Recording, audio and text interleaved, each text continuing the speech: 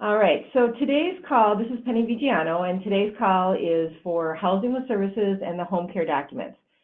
So as we have talked about before, there are several initiatives going on simultaneously. One of them is moving our systems to Matrix Senior Living, and in that we need to standardize some documentation so that it fits within the Matrix platform. We also are moving the new pricing structure. All but a couple of you are ready to or in the process of updating the pricing, and your documentation needs to match that. And then three, we have been regulated and will continue to be regulated more. So we want to make sure that everybody has some consistent processes and we have a consistent way of making sure that the documents are fitting the regulation and that you are compliant. So that's what the purpose of the call today is, really to go through the paperwork and explain to you what it is and why it is. Why is this not moving to the next? So that's the purpose of today. So if you care to join me, we're going to start out our conversation by saying a prayer. So please center yourself, and it's on the screen, and I'll read it aloud. Loving Heavenly Father, we come to you this hour asking for your blessing and help as we are gathered together. We pray for guidance in the matters at hand and ask that you would clearly show us how to conduct our work with a spirit of joy and enthusiasm. Give us the desire to find ways to excel in our work. Amen.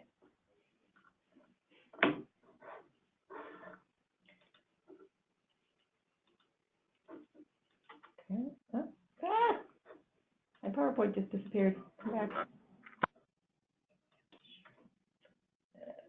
Slideshow, and then it should go back up. There we go. Now let's see if the page goes down. There. Okay. So again, a couple of things to know. What we did is we modeled this work after what they did in the SNFs a couple of years ago. Again, the three reasons that I talked about, that we're standardizing things, but also as I've been working with the different sites and asking for their admission documentation so that I can do this work, I've discovered that we're kind of all over the board in what we have in our documents and what we don't. And we have some documents that we have, but it's not really the most updated one because there's an updated form, etc. So Trent and Jana Kovac and Linda Johnson and myself went through all of the laws, went through all of the paperwork that we found around the town, and really narrowed it down to the most minimal we can. And we'll talk about that as we go through documents. And then Nancy P started to pull those documents together. Many of you she's already reached out to, send me your UCIG, send me your logo, send me this. That was, work that started a while ago. Again, just a reminder, put me on mute if you're not, just so we don't hear background noise. So that work had started before Nancy P left, and then we have had several transitions in the administrative support here at the office, and so the work, honestly, really got put on hold a little bit. And in one aspect of trying to bring it to life with a brand new person, it got a little bit confused. So I am really happy to announce, and that's why Kathy Rosberg is in the room, that Kathy is out of her retirement yet again for a short period of time to pull all these documents together. So starting next Monday, she's going to be doing that, and she will do it well and do it right and get you guys set up with the documents that you need. And once they are set, then they will be on eSource. They will be printable, ready to go, and to be put into your admission documents and your tour documents and your home care documents. So that's what's going to happen over the next several weeks. The documents that I show you today are all mandatory. And we will make them unique to you. But in this, in the concept of keep it simple, you will see that they will be personalized to you, but there's a lot of generic language. Unless required by law, where it is in many areas, we don't want to use your names because as people transition, you don't want to have to update all the paperwork.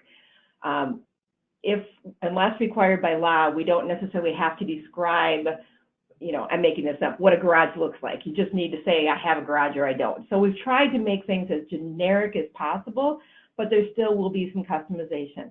So we'll need to ask you questions so that when we customize it, it is accurate and correct. So we appreciate your understanding on that. And if you could help cooperate with Kathy in that so we can get this done over the next couple of weeks, that would be great. You cannot modify it. It will be in a PDF. If there is a recommendation for modification, and there very likely will be because you went to something and found that a document changed or a tool changed or there's a new regulation or what have you, you need to please let me know, and then we will change it for everybody, and we will let everybody know that there has been an update. So if you have a better mousetrap or you learn something new, let me know, and we'll change it for everybody so everybody has the same standards and they're all compliant to the law. So within that, again, you'll see that these are minimum, but you can add whatever you want. If you want to add your menu, if you want to add your activity calendar, if you want to add your podiatrist or the hospital or whatever you want, that's fine. You can add it because that's your choice. You can rearrange the order. Some of you have housing meeting with people, and then on a different day you have nursing meet with people. Some of you meet with them together and you do all the documents together. So this order is in a logical order based on most of the processes, and I'll explain that as I go through, but you can certainly mix and merge as long as you have all the documents.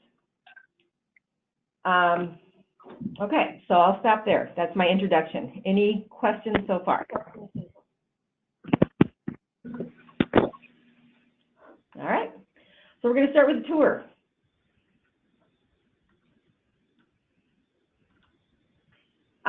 So again, in some of the transitions, some of our generic templates ended up with somebody's name on it. Again, Kathy will correct all of that and make sure it's simple to you. So you'll see different names as this goes through, but just look at the document. These are all random examples, etc. So these are the tour packages, and the first thing would be the application for residency. And in the application, asking some basic information, but also asking some basic financial information. Many of us accept elderly waiver, but we do want to have, especially for our revenue cycle, some guidance or some understanding right up front of when somebody might end up on elderly waiver. Now, in this one, in all of these, again, it is standard, but if you are something that's truly unique, for example, Madonna Towers and Nazareth, though Nazareth is not in Minnesota, have a move-in fee scenario. So they may have additional documents to this. But this is just getting some basic financial information so that we can help people really determine if they can afford to live here and or when they might need to apply for elderly waiver. Ask some basic information on the deposit. Actually, we need to change that. Make a note of that. It's refundable. Yeah. It's page 2 in the application questionnaire. We got to change that because it's just refundable. So that's the application. All of us in Minnesota need the senior linkage line verification number. So marketing made a generic senior linkage line form for us, very similar to the one they've given you in the past, but this one is printable, so it's 8 by 11 instead of that small card. Release of medical information. So if you're on a tour, often many of you, your nurses do that, but in this process, the tour says, if you'd like to be considered, fill this out so that our nurse can request your medical records. And this came from Trent, and it is the most recent MDH form. If you care to give us your information, which is helpful, Kathy can pre-populate this so that it can be, you don't have to fill that out every time you do this.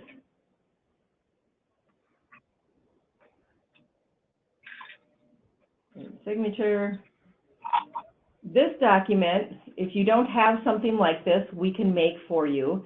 The words are basically the same because it fits with the state, but then we would put your specific county's contact information. It is a requirement by law that we do notify people of where they can get information about elderly waiver, even if you're private pay. And so we want the county's resources. If you have a document like this, you can give it to Kathy. Otherwise, we can just tailor this to meet your county.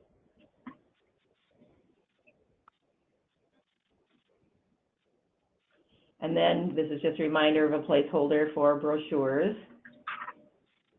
And through Sarah Mueller, we have gotten all of your brochures. We just want to make sure that we've got the one, you know, if you're independent, assisted living, memory care, make sure all of your brochures are here. You should all have an integrative therapy document that is included in your tour package. And that's right here. And that again would be tailored to you. Kathy has these through Sarah.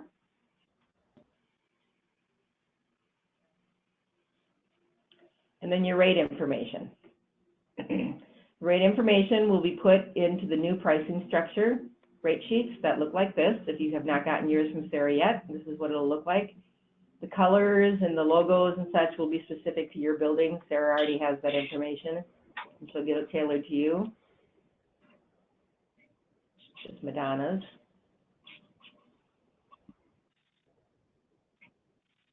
If I'm scrolling through too slow or fast, let me know. Memory care, very similar. Memory care has 2 levels. This one's a little bit different.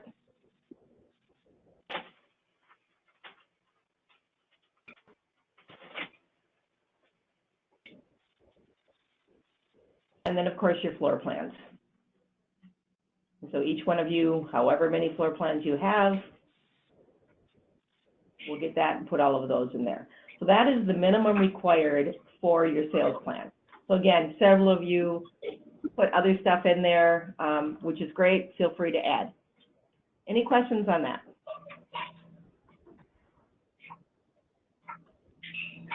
All right. So now we're going to go into residency.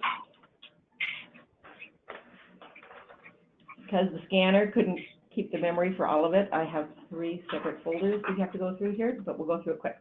Okay, so the first form, the residency. In the residency, we kind of have a left side and a right side, and you'll see when I show you the checklist what that looks like. But basically, it hopefully goes through some logic and allows you to sign off that you've given this to the person, so that you know that everything has been covered. And so the first thing is you've got to get the demographics. If you are not yet on Matrix, we have a form here for you called the Vital Statistics form, and you can certainly use this to collect all your demographics. If you are in Matrix, the hope and expectation is that when you are meeting with these families, you have a computer with you, and that you would just put that information directly into Matrix. So when we personalize your form, again, whether you use it manually, like Steeple Point would not have that on their checklist. It would be collect the information. And then the new contract. The new contract matches the new pricing. For the non-refundable deposit, this would be tailored to you depending on your type of care. Talks about, it just gets you up to the latest rules and regs. As Trent wrote this, some of you had additional documents or additional information in your handbook, and we didn't want the same information in 2 different places, so we tried to include as much as possible in your lease. So there are some things that you're going to say, oh, I need that piece of paper because it proves this. You know, give me a call if you feel like something's missing, because it might be. Hopefully it's not, because we've incorporated into one of these and you didn't need that extra form.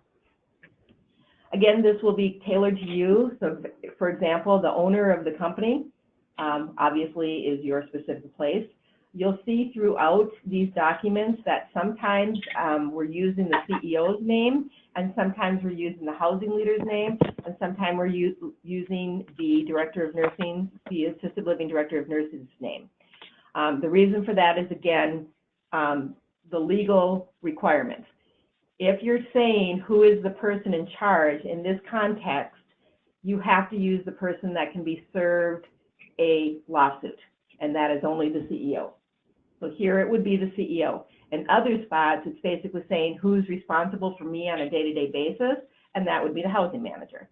So that's why you'll see the name changes throughout these documents. So just get your fees. In here, we talk about this is really whether you provide home care or whether you don't provide home care. So if you're a Heritage Meadows who already has a contract, it is tailored so that it basically says you have to come up with your own home care, or you can use Benedictine, but that there's none actually in this building. It would also talk about whether you provide elderly waiver or you don't. So all of that, again, we'll ask you those questions, verify our assumptions, and we'll tailor this to you so that it meets. The other thing to be aware of, and of course it'll change in 2 years, but right now our housing and our home care are two totally separate things. So we have to have two contracts. So in this, it just simply talks about that we may have a home care available to you, but it doesn't talk about anything about their giving permission for home care or accepting home care. Termination of the agreement, and again, it refers to the resident handbook. So we want to make sure that we're also giving that resident handbook. It talks about our public policy, and here you can see it's the manager title, because the person who's helping them in these capacities would be the director or the manager, and we'll put the right title in. Here again is your county and the information. Responsibility of the residents is pretty much the same as it's been before. Liability limitations, signer roles, etc. In this document, you do have all, I think it's 18 now, it used to be 17, I think it's 18. It has all 18 requirements of the contract and the additional attestation requirements all in this document. So in the past, I've given you extra documents saying use this extra document to comply. Again, if you're seeing a document missing, it's because Trent was able to enter it into this aspect. So 7 pages, then the signature. In the signature, just so you know, the resident is the resident. So the community is whoever's filling out the paperwork. The resident is the resident, and if you have 2 residents, then they both would sign. The difference between a responsible party, a guarantor, and a guardian are this. The responsible party is that the resident is saying this person can sign on my behalf. So that's a responsible party. My daughter can sign, she deals with my paperwork, but the daughter may or may not have any legal consideration. They're signing on behalf of that person, but they're not agreeing to the contract themselves. A guarantor is someone who is agreeing to the contract themselves. So if you've got somebody who is EW and the daughter says, I'll pay the difference, I want them to stay in their 2-bedroom suite, then that person is guaranteeing that the terms of this contract will be met, and they are the guarantor. So if something happens, we will hold them responsible. And then, of course, there is a person who is the legal power of attorney who has the paperwork saying that legally I represent this person. So again, they're saying, I will own the responsibility because legally it's mine, but you can't go after my money. So that's the difference between those, and that's where they would sign. So that's the lease. Questions? Okay. Next thing, EW only, have to have our policy on our public assistance. And this is, we don't really need to read this. Hopefully most of you already have this. This was written by Trent. It's been in place for a while. Basically just says that we are elderly waiver.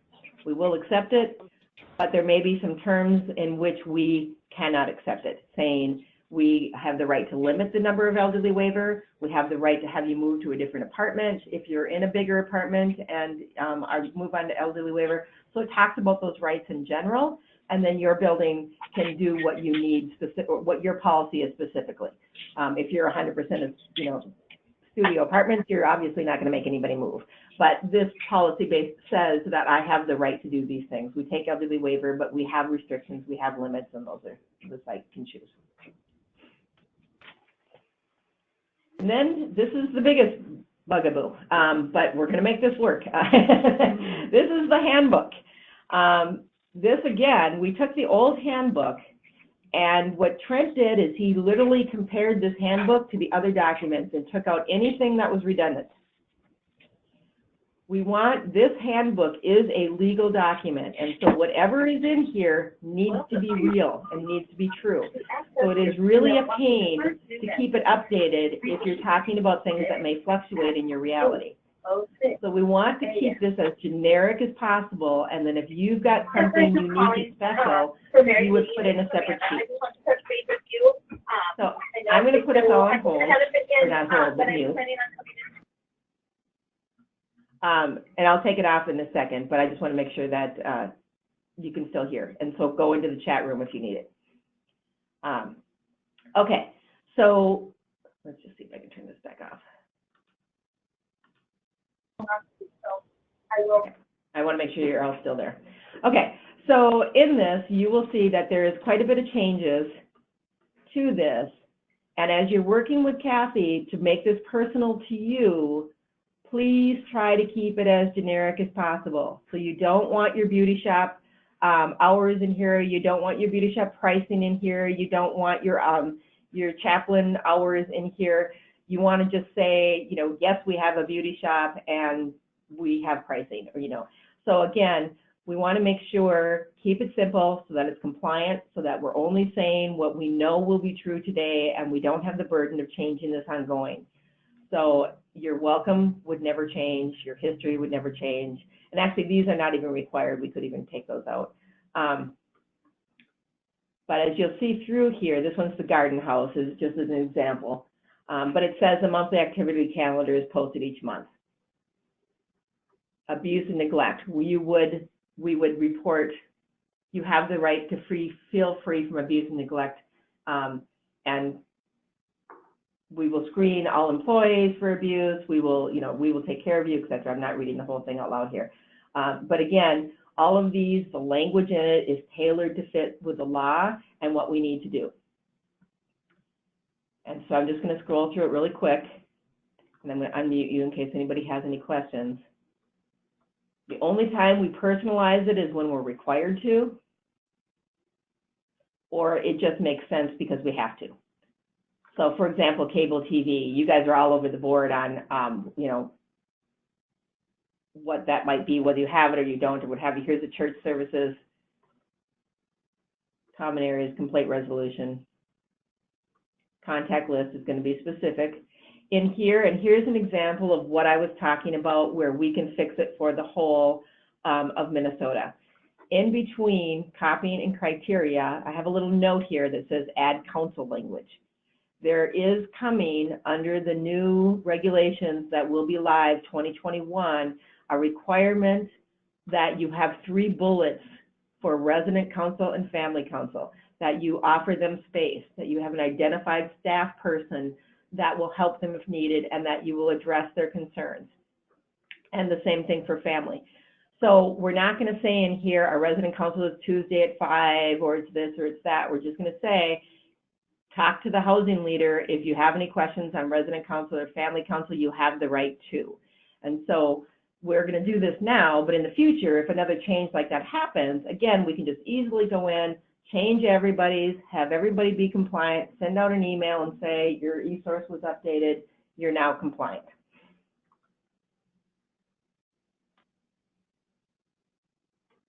And again, some of this will, you know, people do want to know what types of meals. So scrolling through, it'll take the whole hour to go through this, so we're not going to go through this in detail. But it is my hope that what we can do, and I'm still trying to figure out whether you can do that, is to lock down and show changes so that you can change it on your own and make it really easy and quick, and then Kathy can just integrate the changes into this. If it can't be locked down, we can't see the changes, so we may have to do something a little bit different. So we'll be figuring that out over the next day. So, normal maintenance, structure, insurance, keys, laundry, lost and found. Okay, come on, not this stuff. And so, for example, here's another example, roommate, private room. This reflects the language of the law. So even if you don't normally have roommates or whatever, that's why those things are in there. Trying to get to the bottom as quickly as possible here. Still long. Okay, so in the bottom, in here it refers to the emergency plan, and so your evacuation plans that all of you should have in your intake documents should go here. Because it refers to, you know, it is required that we give people the evacuation plans and the exit plans, And it's referred to in this document to say, here's how, what you do in the event of an emergency, and then this is our standard, is that the evacuation plans would be here. So you'll need to give those to Kathy because we don't have access to those. The other thing that the contract refers to and the handbook refers to is the law that we have to give them the grievance policy, or grievance information. We don't have to give them the policy. Trent did take that out because that's more an internal thing of what do you do when you get a grievance, and that is not for public. They just need to know what to do. And so we referred to it in the handbook, and then here's the form. So the form needs to be attached in the handbook, and so Kathy will make sure that it's there.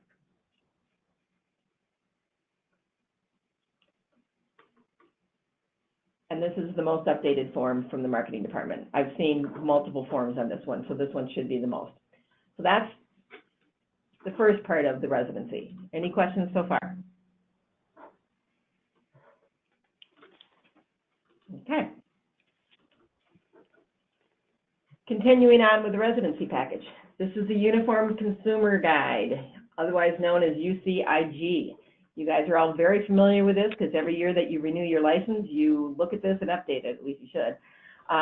What I've seen in the package is a couple of things. One, people print it off from the state's website and then they copy it over and over again.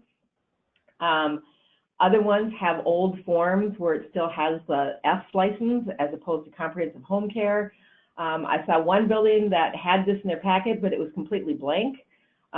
So we really want to make sure that this is updated to the 2019 form. I think it's actually the 2014 form, but and that it's not a printout.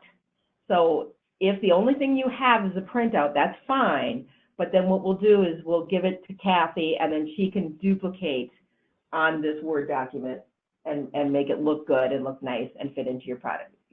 So I'm just going to scroll down. Again, you guys are familiar with this, but again, if in your home care package it does not say comprehensive home care, if it says F class, you've got a very old one.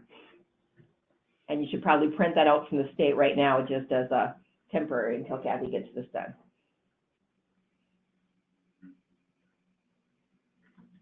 All right, so again, you're very familiar with this. This needs to be included, must give it to everybody.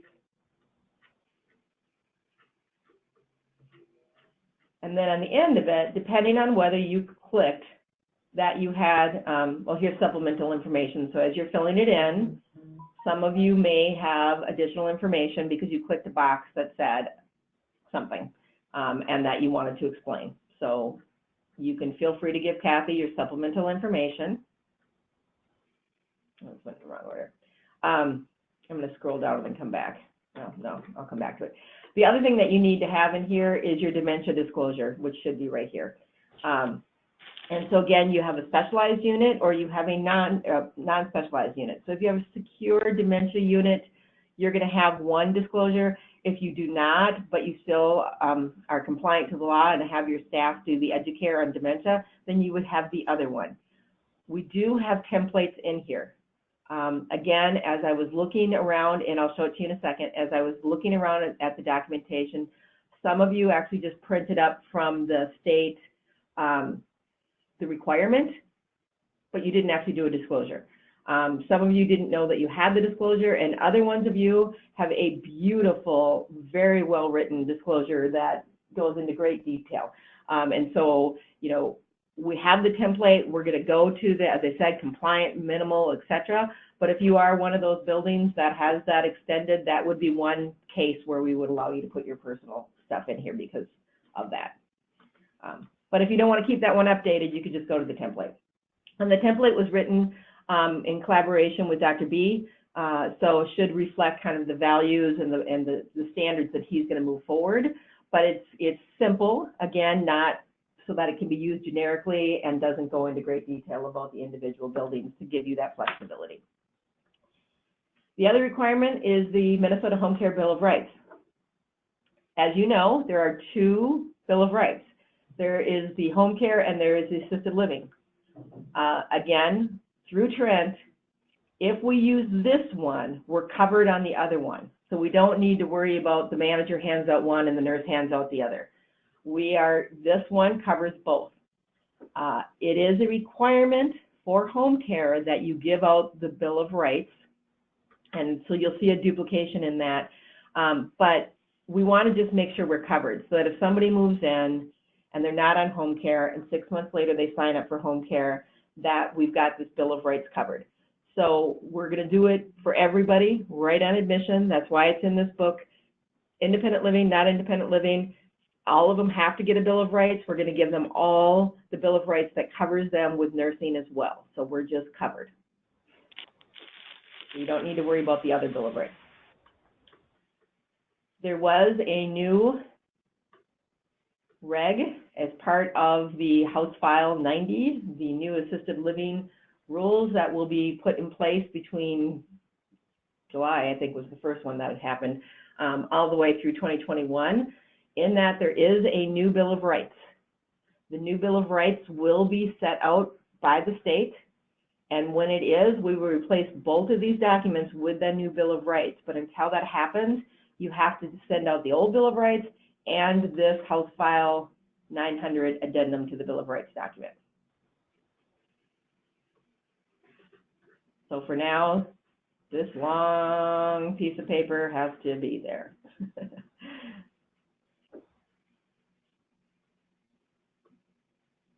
Okay. Next in the requirements is the Statement of Home Care Services. This is a new form, also updated in 2019. So if you say this looks different than mine, yes, it does, and we need to update yours to this form. So hopefully you have an old form and Kathy can just copy it over, but if you don't, just make sure you're helping her to fill it out.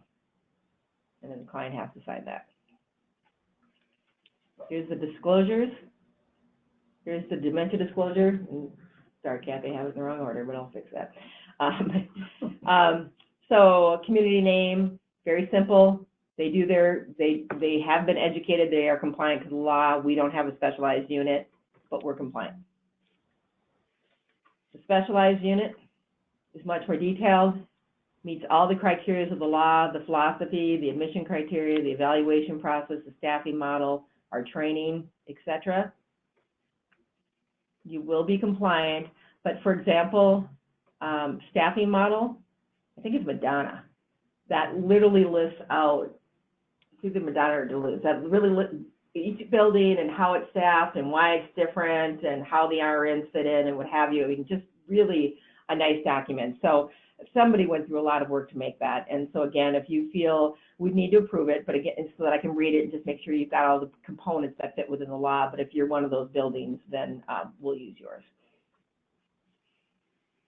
Physical environment, therapeutic activities available, family involvement, additional fees. All those points are required by law. Questions so far? Oh, I see a question here. Hold on. Oh, there's a couple.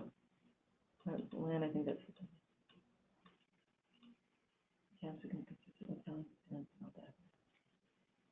Yes, yes, good point, Jane. We need to make sure all these documents are written at a different point in time, and so they use different names for the tenants.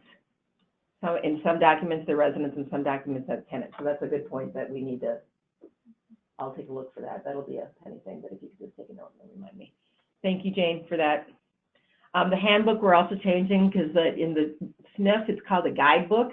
So that's the way marketing put it for us. But one of you pointed out that it needs to be called a handbook because that's what the contract says.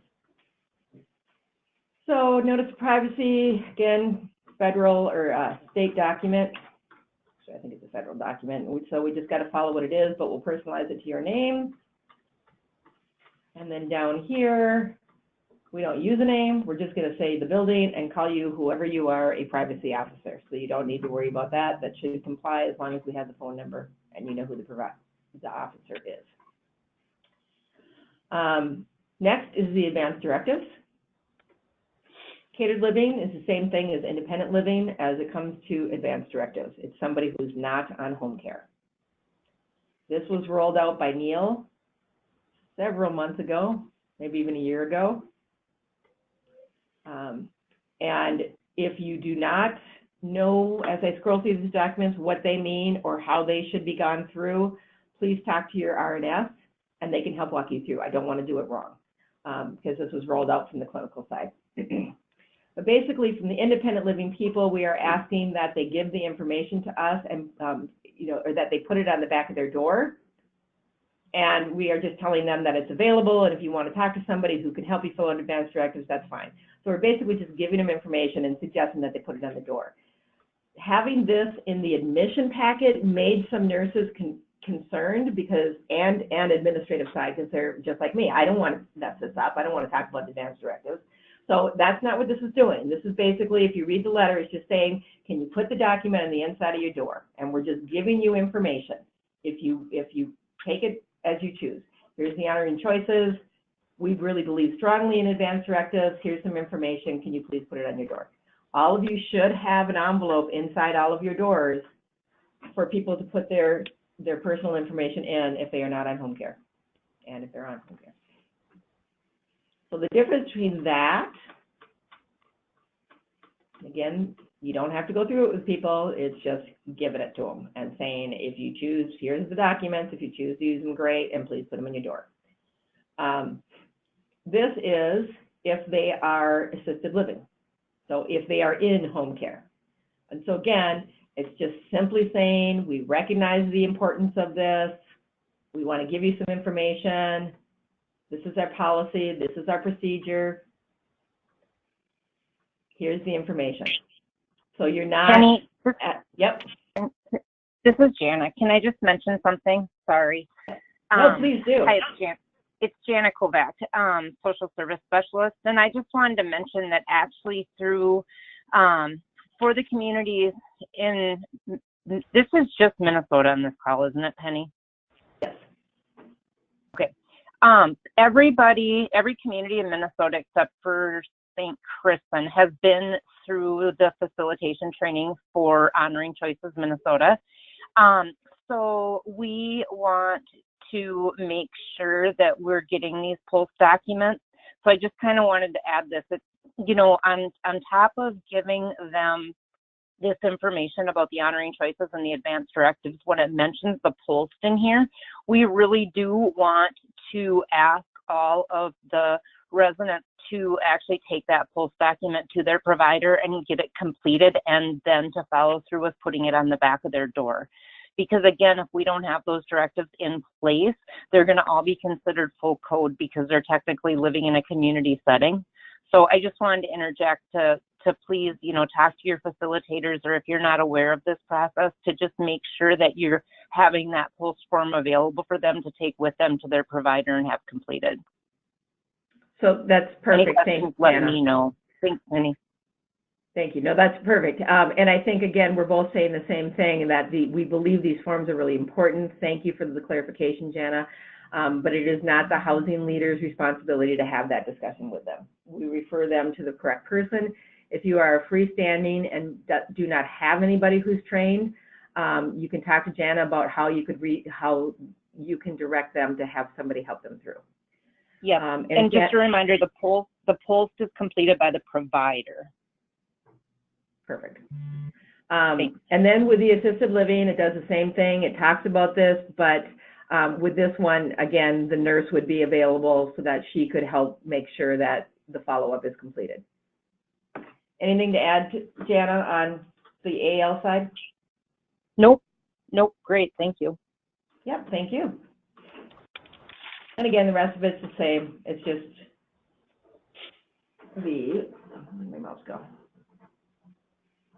Original document. So I'll stop for questions again before we go on to residency number 3.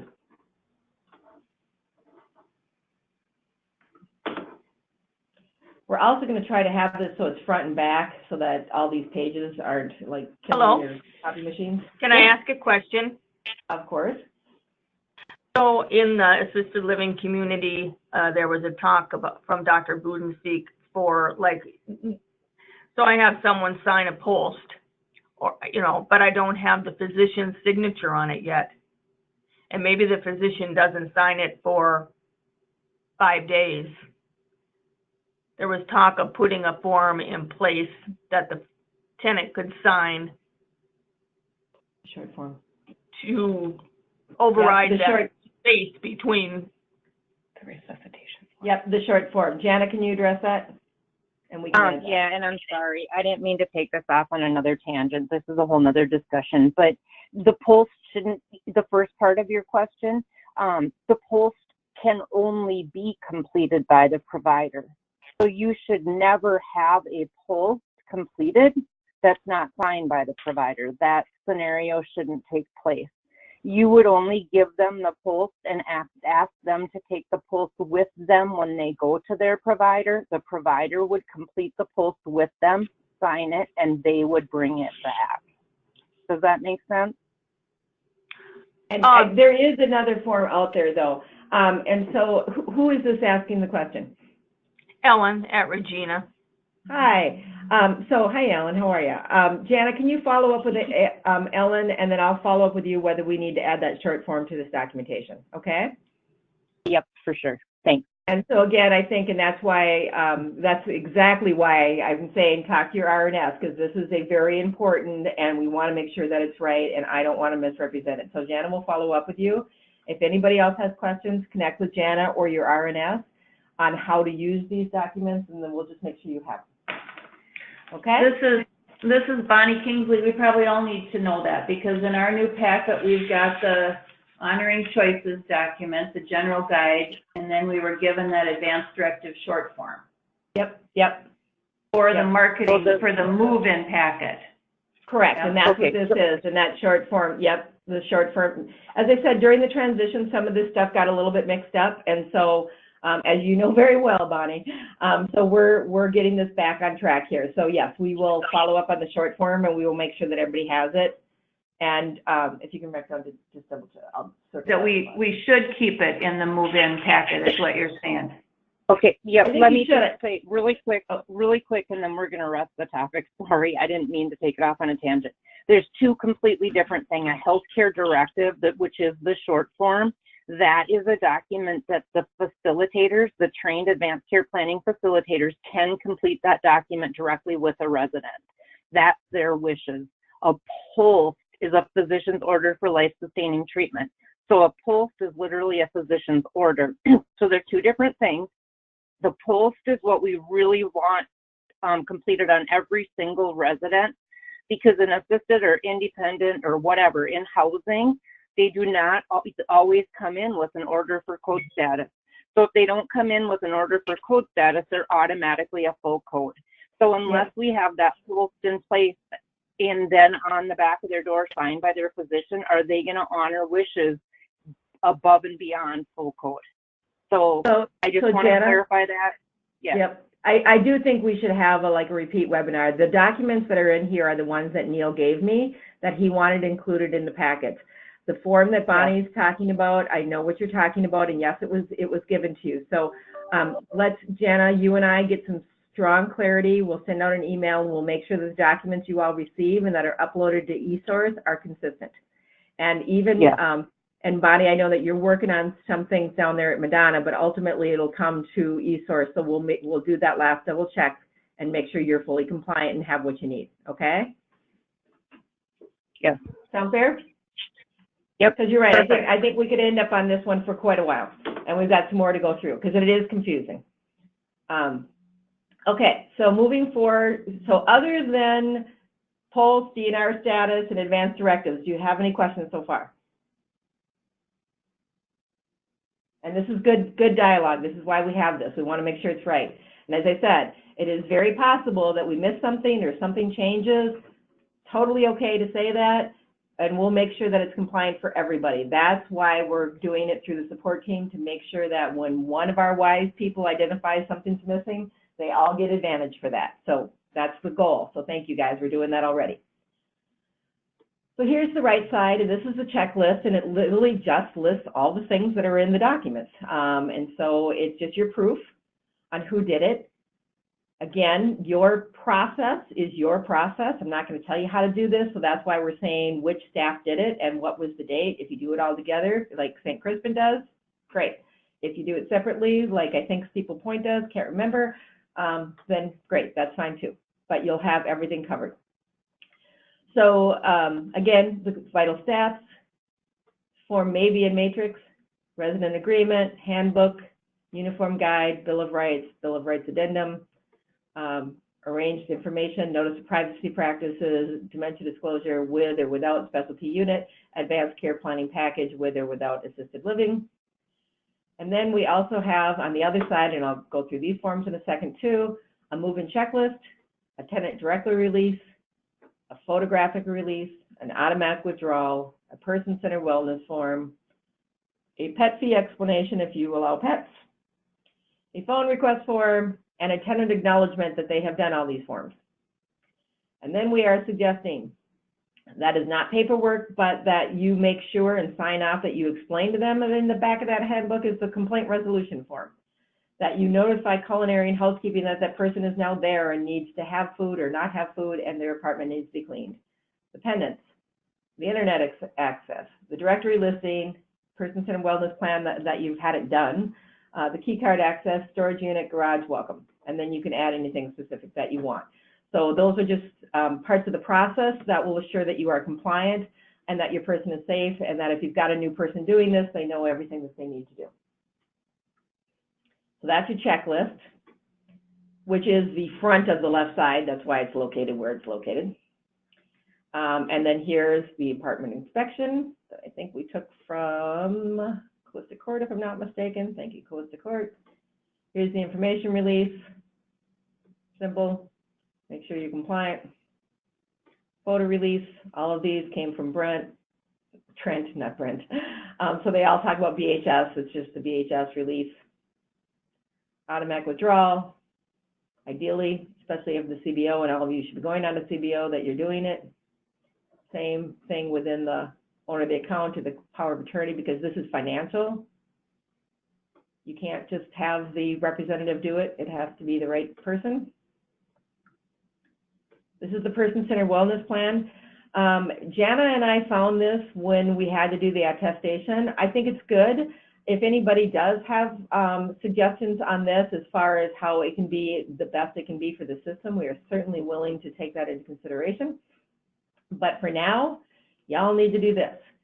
And do you need to ask a 95-year-old if they want a job? Yes, you do. It is part of the pieces of the attestation and assuring that people have access outside of our community to rights and choices. And then in that, once you ask them all those questions, then you need to pull that together as to what are their preferences and what pieces of those preferences do I need to do. So if their preference is, I want to go to church on Sunday and I don't get back until 2, then part of the preference routine would be, I need to make sure that we hold their lunch so they can get their lunch when they get back. So you ask them the question, based on the questions, you say, what do I need to do? So, you know, you don't necessarily need to take them to church, but you need to be aware that they need to go to church. You need to be aware, what does that affect you? Well, maybe I need to get them dressed if they're AL, and I need to make sure they get food when they get back. So all of that goes here, and then that's your proof that you're supporting this person's needs as required by the attestation. And so again, that document is a little bit like advanced directives. If that document looks weird to you or you don't really know the intent of that, give me or Jana a call and we can walk you through it. I think on that one, it'd probably be me and Jana's advanced directives. This is the pet fee explanation if you have a pet, or if you allow pets. This is, if you're not on Voyant, probably will be. So this is how you get the phones. Yours is different, let Kathy know. And this is the important piece. This is showing the, and actually Kathy, can you make a point to double check? I think that has to be 18. This is an old form in the law, it was updated. So in here, the senior linkage line, copy of the lease agreement, copy of the handbook, copy of the UCIG, the dementia disclosure, the vital statistics, that we have the information, the demographic information, that I understand my emergency call system, that I've received a copy of the room hold policy if you are EW, that I have received a tenant handbook, I received a bill of rights, I received information on the home care provider. I understand, I've just got this to say, to remind myself that there's a name in there. You do here have to list the name. So again, this makes it easy. If there's a new housing manager, we'll go through and update the names where they have to be. Landlord rights, information on advanced care planning, and public assistance. And so in this, I just want to also point out, many of you have another document that says here is who is responsible for transportation and social services.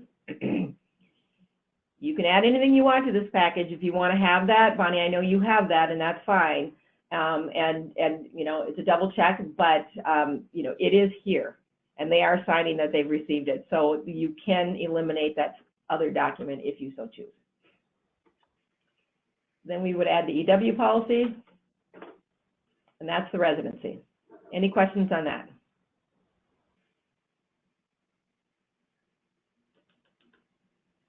Okay, I see some questions here. So, okay. If our activities director does this, does it need to stay in the admission package for housing manager director?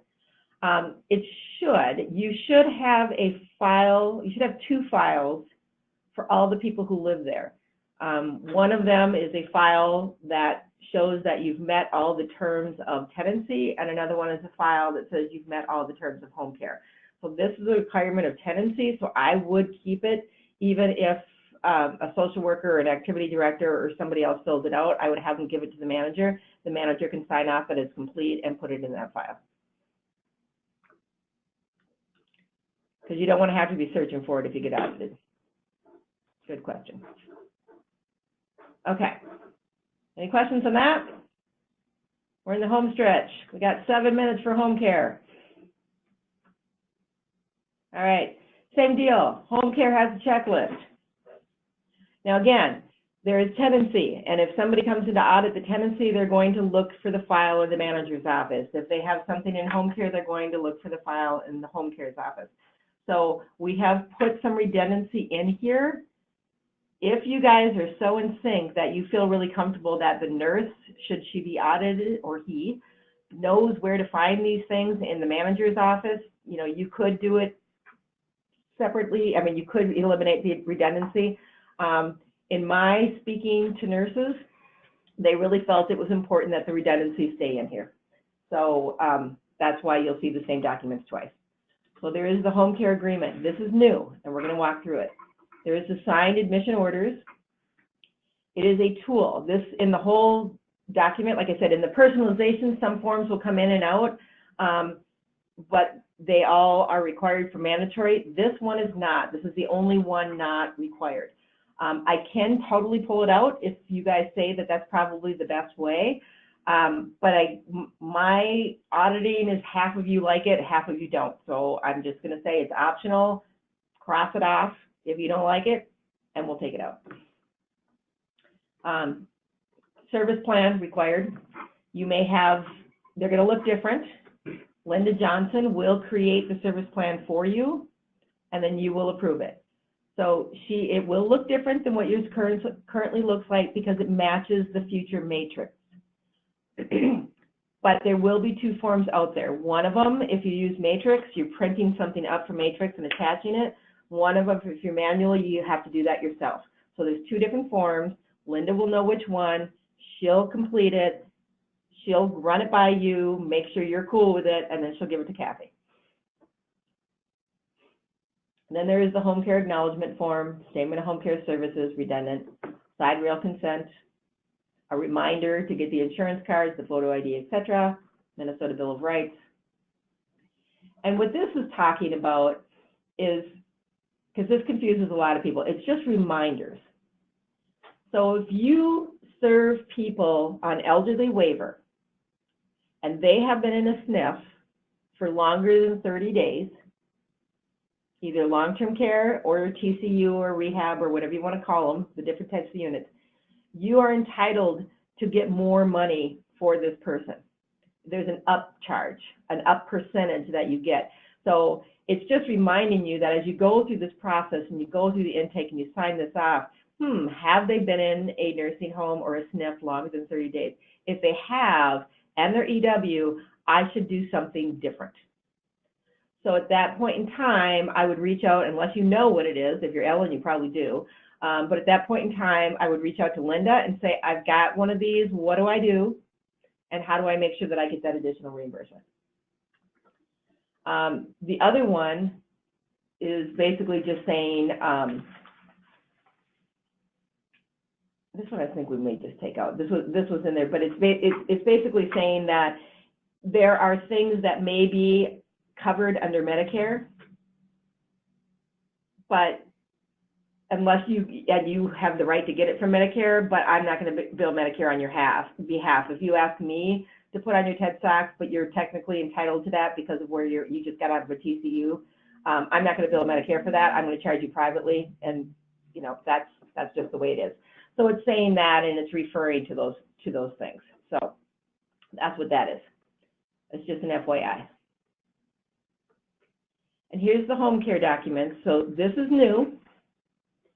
Before, the two concepts were merged, and technically we can't do that. They are two completely separate things. So as soon as we get this all done and you guys are all set, Kathy will be happy in her retirement, and we're going to have to remerge them again because the law is going to change.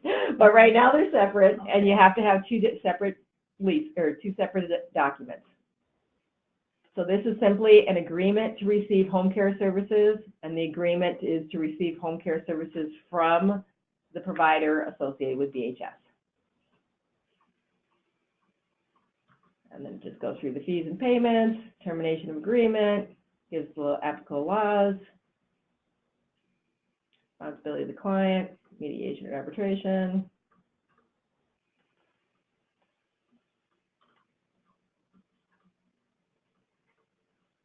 So same deal, shorter version.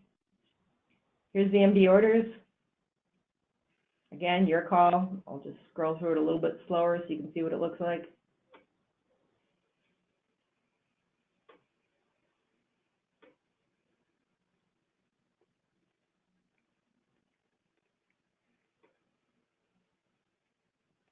Meds, signature.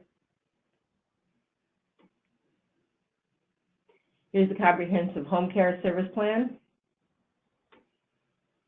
This one is Benedictine Steeple Point. They are on Matrix. So if you say, oh, they're missing all this stuff, don't worry, they're printing it off of Matrix. It looks a little weird because that's the only way we can make it work.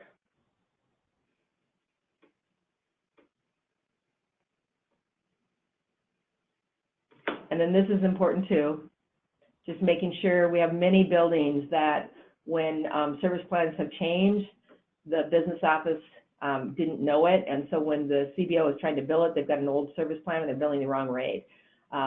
People think that Medicaid knows what the rate should be, so it doesn't really matter. It depends on your county. In many counties, they will pay you whatever you bill them. So if the service plan was updated and you didn't update your billing, you're not going to get paid. So make sure you send that copy to the BOM. Here we have the redundancy.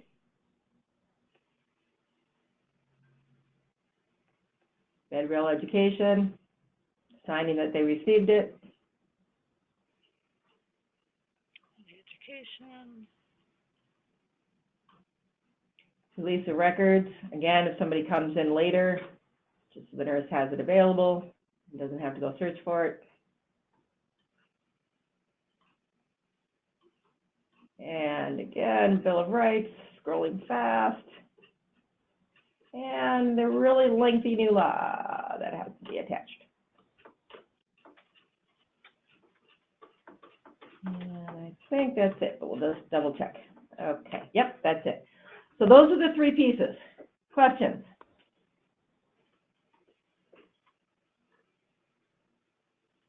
I see a question here. Can we download the home care documents into Matrix? We already download the privacy practices and the other documents into Matrix. Really good question. We will ask Linda to follow up on that. Hopefully we can. We download the documents here.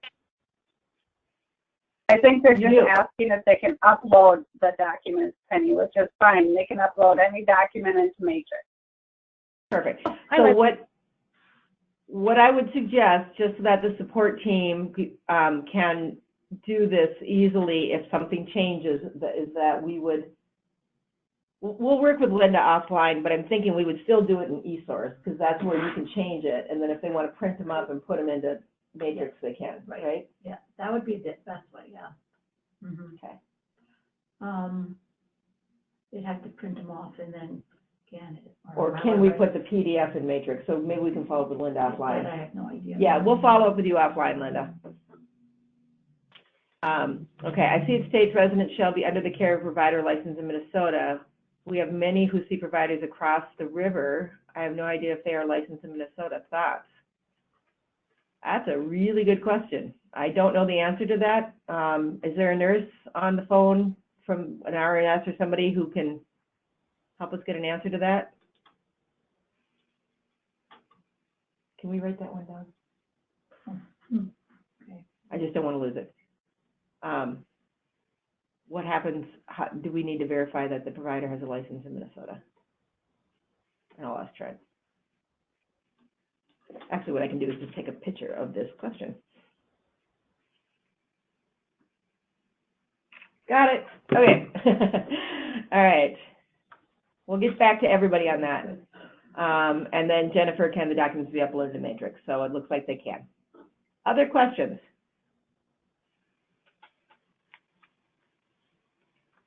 All right. Well, hopefully this will be helpful. It will be one more thing in order to help Kathy get this done right. Again, she wants to retire, so we don't have a great length of time. So, you know, whatever you can do to help us through this is greatly appreciated in advance, but I want to make sure that it's done right. And so taking advantage of the opportunity to use Kathy is key. If you have any questions, call me. I thank you again for your time. Just a reminder, again, at 2 o'clock is our every other month call with Home and Community-Based Services, so please join me back at 2. And in the meantime, have a lovely lunch, and I'll see you soon. Thank you. Thank you. Pennie. Thank you. Yeah.